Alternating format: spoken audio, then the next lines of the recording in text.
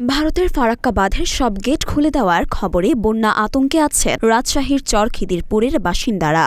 কেউ কেউ নদীর চর ছেড়ে অন্য স্থানে চলে যাচ্ছেন। এছাড়াও অনেকে আগেই গবাদি পশু চর এলাকা ও বাথানবাড়ি থেকে লোকালয়ে নিয়ে এসেছেন। রাজশাহী পানি উন্নয়ন বোর্ড বলছে, গত ১২ ঘণ্টায় রাজশাহীর পদ্মায় পানি বেড়েছে ৩ সেন্টিমিটার। সোমবার সন্ধ্যা ৬টায় রাজশাহীর দরগাপাড়া পয়েন্টে পানির উচ্চতা ছিল ১৬.৩০ সেন্টিমিটার। এছাড়া চলতি মৌসুমের ১৭ আগস্ট সর্বোচ্চ ১৬.৫৪ সেন্টিমিটার পানির উচ্চতা উঠেছিল। রাজশাহীতে পদ্মা নদীর বিপদসীমা ১৮.৫ সেন্টিমিটার। নদীপাড়ের বাসিন্দারা বলছেন, ভারতের বন্যার কারণে দেশটি ফারাক্কার গেট খুলে দিয়েছে।